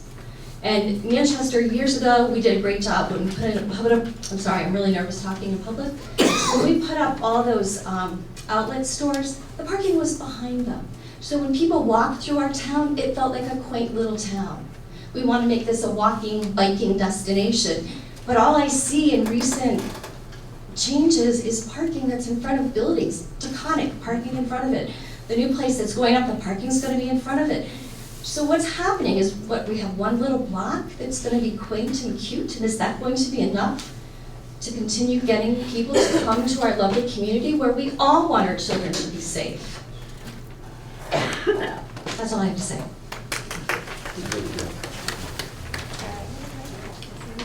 John? I'm just curious, maybe Marty can answer this question. I think regardless of what happens, it seems like fewer kids might be taking the bus because the numbers of kids in school has decreased significantly over the years. And it seems like this is becoming a bigger problem. Is that because ridership is down on the buses, do we know? And why do you think people aren't taking the bus? Would that help if more kids took the bus? Well, it might. The people, I think historically in every school I've ever worked in, and I've worked in a variety of schools, bus ridership is significantly down, and parents are dropping their kids off more and more. I think a lot of it is for convenience, for their own timing. If you take the bus, you have to have your kid out, at the bus stop at a particular time, and that timing drives your morning. You know, if you drive your child to school, then you can adjust your time the way you want to. You know, you can get school, if your child has to be at school at 8:25, you know, you can get your child here at 8:23, but if the bus picks your child up at 7:25, I mean, your whole routine revolves around 7:25 rather than 8:25. You know, and this building was built in the 50s, and this building was built when kids rode the bus. You know, most of the schools in the 50s, you know, people rode the bus. Now I would tell you that the buses come virtually 25% full. You know, and I'd like to add just an interesting component to that. When I went to school here, and my siblings went to school here, it was in the 50s and the early 60s, and if you lived within a mile of the school, you couldn't ride the bus. You were prohibited from riding the bus, so we all walked. We lived in the middle of town. But yeah, everybody else rode the bus. Everybody, and the bus ridership buses were full, yeah. right? And now the buses are, I would say, 25% of capacity, because people drive their kids to school because it's convenient. It's convenient for their own schedules. I mean, you know, a lot of times there are two parents working, you know, and everything operates around their schedule. You know, dropping their kids off, you know, fits into their schedule. So there are a variety of reasons why bus ridership is down and parent drop-off is up. Do you have an idea what percentage of the kids ride the bus to? I would say no more than 25% of eligible riders ride the bus. Okay. Bill? Your hand was up earlier. Let other people go. Okay. My name is Kate Slade, and it's more of a food for thought. I have young kids here. And while I love this, my kids love this, they really want this, for drop-off in the morning, it seems very practical. But if you're looking at this, unless the school is going to change their policy for pickup, K through 4 has to pick up in the cafeteria. We have to pick up. So this doesn't, like, we still all have to cross the street now, except now we have to go further if we're going to do it the safe way, because we have to pick up in the cafeteria and then walk all the way around to the car. So it looks great for the morning, but I'm trying to figure all of us who pick up in the afternoon, parking over here, walking the safe way, and then getting all of our kids in the pouring rain and the freezing and coming back around. Process. So just food for thought for maybe if this goes through, changing the pickup process for the younger kids. Possibly, or it could pick up right in that lot with the 73 spaces. Well, no, that's what I'm saying, but that still poses, we're still gonna cross the road right there. But there's a crossing guard right there. But there's a crossing guard there right now. Yep.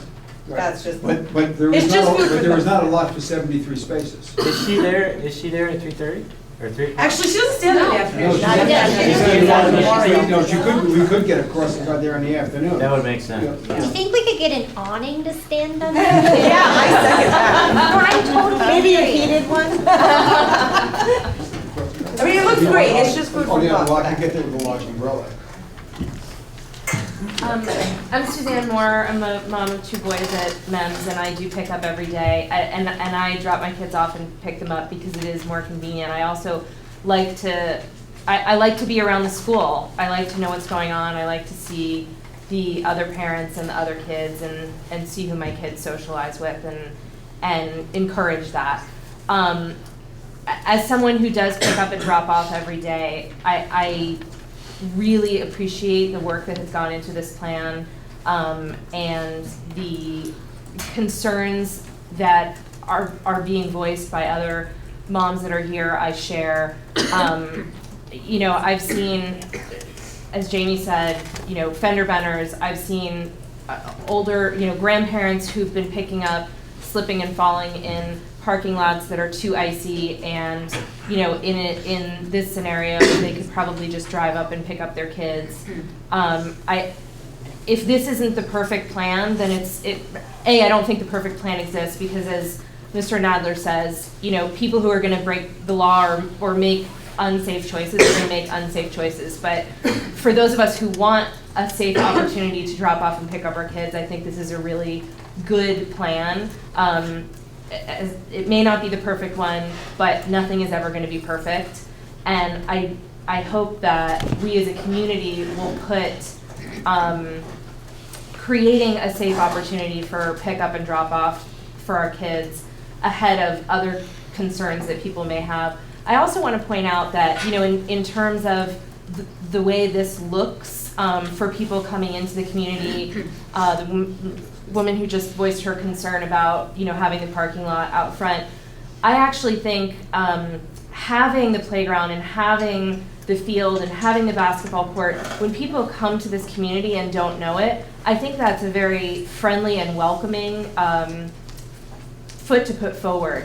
And, you know, it may be that something like that is going to encourage more people to move into this town and say, wow, this school looks great, look at this community, look at this playground.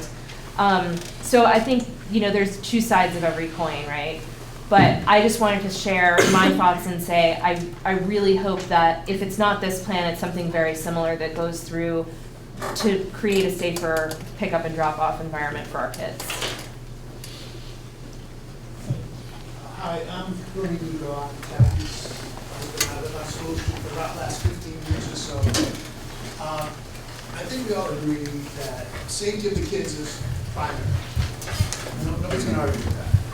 I think that there are other ways to approach it. That new parking lot there that you're going to get $80,000 for the park and ride on, I looked on a website, Vermont Agency of Transportation, for the park and ride. What they want to do is they want to connect Manchester and Bennington to Albany with a bus that will connect to the train station in Albany and connect to New York City. So you're going to have people coming up from New York City, going to Albany, getting on a bus, coming up and parking in that park and ride with some lovely benches and picnic tables to hang out with the school kids.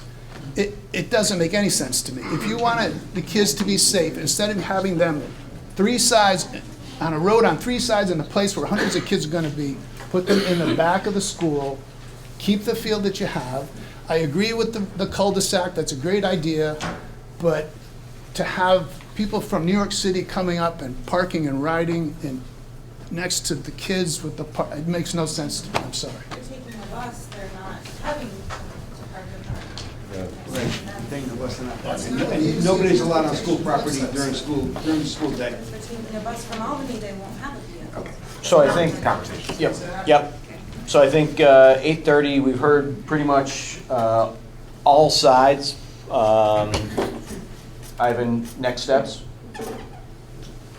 Oh, I was hoping you'd tell me. I think maybe we review the plan again, see if there are some modifications, and present one more time. That seems reasonable. One of the recurring concerns is back up here in the lack of storage here. Is the desire to have something, hopefully have something for town meeting this coming spring for people to look at? You know, the only way to get it on the docket would be to put, you know, the next step would be to refine the conceptual plan here. And then at this point, you know, obviously we can't build anything off of this, would be to start with some design work. You know, there's a couple engineering challenges. One is the retaining wall here, which isn't enormous. And the other one is, we've heard over and over again, drainage, drainage, drainage. We're not hearing that, we're hearing slippage, which means that we're not draining the water enough. So we're gonna have some drainage challenges here. We do have some places to put it. As you know, the gravel through here is great. So some of that might be able to be on site. So the only chance for town meeting would be to put some money, well, it would be either an advisory item or design money, and actually put it on the ballot as a warrant article so that the voters could actually have more input rather than putting it in the budget somewhere. You know, the town side makes more sense for a couple reasons. One, as we talked about, the money's cheaper, but also you guys are obviously a very entertaining show. We had about 200 people show up to the town meeting and only 20-ish. Wow. 30. That's because they're voting for our budget and not for theirs. I mean, it's a whole different meeting. So, you know, even if it's an advisory item, it would make more sense to put it on the town side, I think. May I ask, has the engineering company been to school in the mornings and afternoons, like for a period of a week to watch what goes on? We have an office right here in town. I actively drive around town. I know, I've seen the situation here in the morning. In the afternoon as well? Because the afternoon is very Yes. different, as Kate was saying. It's a different animal. Yes, I've been here both morning For and a afternoon. long period of time to actually sit and watch, or just kind of a drive-by? I've been here with John for meetings, you know, actually myself parking and having to cross the road, watching the kids cross the road. So I have seen it. Andy Reid, I see you have your hand up. I just want to say I support this project. I think it's great. Again, it's. I just want to throw out there that Andy doesn't have a good track record with the select board. Yeah, right. Support. So you speak at your own peril. It's it's a great front face for MEMS, and I see where Brad and some other people are talking about issues, and there will always be issues, but it's up for the parents as well. You know, we're talking about having some police force. The parents need to take responsibility and do the right thing and park where they need to park when this is in effect, and tell other parents when they're parked in the drop-off for 20 minutes that they're not supposed to be doing that. And I think that'll alleviate the problems that we see might be the problems. I just want to say one last thing. This is the last Greenspace in downtown Manchester. This is it. This is it. And I'm hearing that Depot Park is going to be turned into a roundabout, so that's not even going to be there anymore. So then, this is a perfect spot. No, is that not true? What's Depot Park? Where the farmer's market is. Oh, no. That's Adams Park. And Harry Adams, for whom that park is named, is my great-grandfather. And as long as I'm on the select board, and as history will note, I've been on the select board for about 35 years, that will never be developed into anything. This is it. And once it's gone, it's gone. That's it. It's gone. This doesn't change the amount of green space. You don't want to reconfigure. Can I just say something about the parking space? I'm Lila Pellerin. I have a son here at MEMS, and I also have one at BBA. I know I will not be surprising anybody saying that the parking lot is insane now, but what is gravel and potholes and whatever used to be pavement in size compared to what that new space is? I'd like to know what the percentage is, because I don't think what's the new proposed is actually as large as it seems in comparison to what is currently there. Because what's there right now has a lot of driving area, and you park a good 3 spaces in between people, so sometimes there's 2 cars on this side and 1 on this side, and sometimes it's a wide 2-3 lanes. So I feel like that is less green space, but I feel like maybe it's not as much less as it may seem there.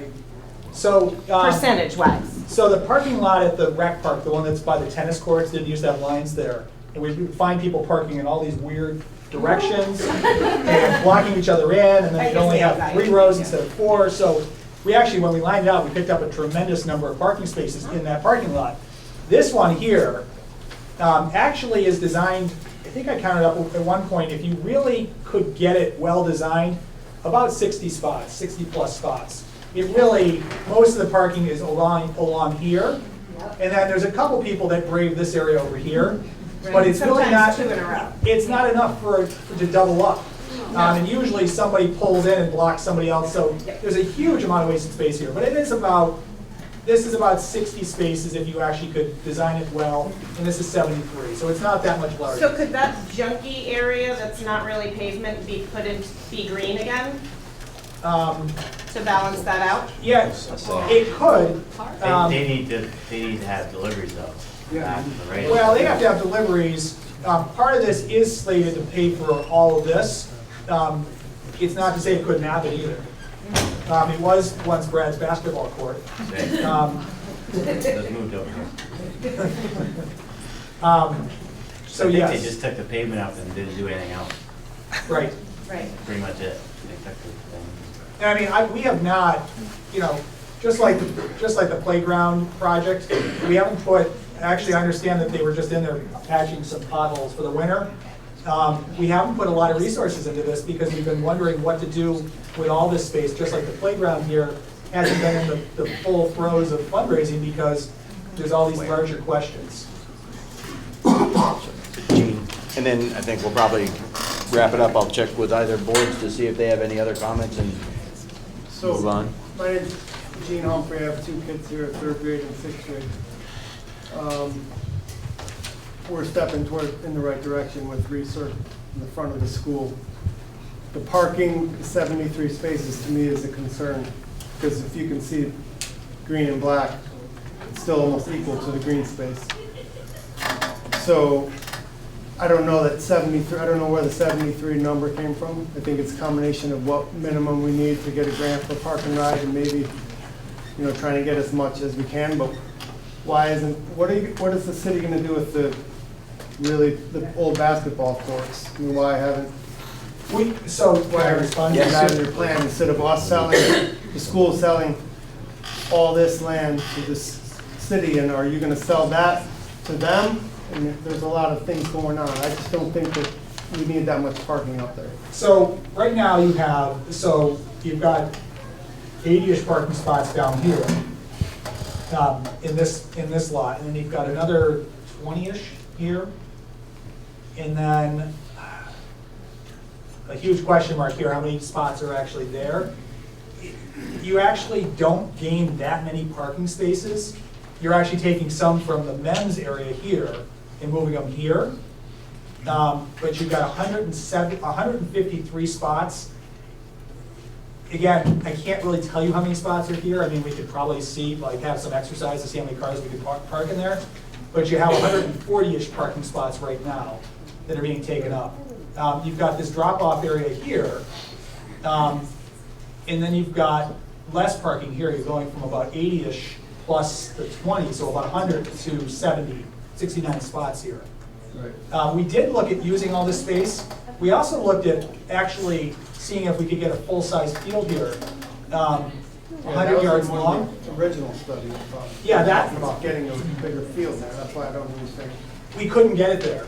That's the problem. You couldn't quite get 100 yards there. So actually, you got a lot less than 100 yards there. And then you still have this issue of the drop-off area here. It's long been, and MEMS has looked at, from what I understand, has looked at a lot of different ways to get drop-off areas in here, some kind of way to swing it in here. And with Memorial out there, you just can't do it. Right. So that piece here really had to be there, I think, in order to get that drop-off area. It really can't occur anywhere else. I guess that's the kind of roundabout answer. You're really not gaining that many parking spots. You are moving some from here, and this area here, to this area. Right. And then it sort of leaves this as a remnant. It does leave it, I will admit, it leaves it as a convenient remnant because it's worth over $150,000 to pay for all the rest of this. But it is bisected by this. And I just think that the kids do, I mean, like what Jan said earlier, I mean, the kids, the non-athletic kids, the ones that aren't gonna go pro, you know, they do need more green space. And to restrict them from playing on fields on where they go to school at this level, K through 8, is ridiculous. Well, I mean, save that for high school and college. Well, let me give you, you can play anywhere. Let me give you my schools where you can play anywhere. Let me put on my athletic director's hat, Dave. The reason here, so this field here, I will say, is absolutely massacred. You actually can't see the shoes of the kids standing in this goal here because it's so worn out. And what happens is kids are always playing in this field and it's getting worn out. The other thing that I see watching kids exercise here is these goals are 24 feet wide and 8 feet high. And often it's a second and third grader. So that would be like you and I standing in a goal that's 50 feet long and 20 feet high. The area this is sort of designed to play smaller games here. It's 50 by 30. It would have more reasonable sized goals for smaller kids. So we aren't saying you can't exercise back here. We're saying, you know, this is a much more reasonable size for smaller kids to actually play soccer or football or frisbee or whatever it is. Also, as it exists now, if you go every day to pick up, as I do, that space is wasted now. And now, here you have a plan. All the kids are in one corner because that's where the parents can see them. most of it's empty all of the time. It's full of dandelions, no kids are running out there. Or mud. I'm sorry? Or mud. Or mud, yeah. So this actually spreads it out and makes use of the space that is now, you rarely see a child using that space. Any time Or you're the there. field hockey team. What They don't Yeah. use that big deal. So, yep. So at this point, I think I would ask the Manchester Board if they have any questions or further comments or direction. I just say we need to probably look at this again and do another presentation. Agreed? I'd like to thank the Manchester School Board for having us here. This is really our first. We've been involved. We've received reports as to how the process is going, but this is the first time we've been involved in a public meeting, and there are a lot of good comments on both sides of the issue, like there always are. And at some point, if we're going to do something, we have to choose a design and see if it flows. And there may still be a little bit of tweaking to do here before going public with the design. But I learned a long time ago, the voters make great decisions. And I can think that I know it all, and this job has humbled me greatly. So what I try to do is put together the best proposal that I can, and then see what the voters want to do with it. And sometimes that takes a while. I don't want to.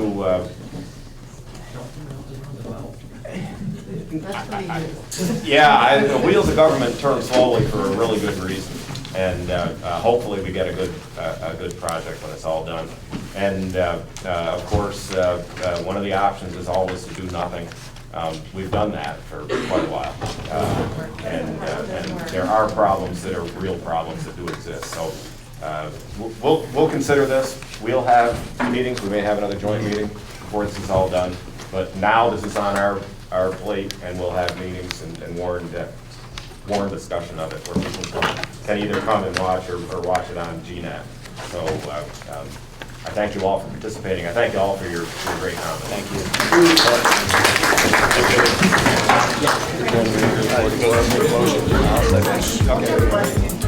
Motion.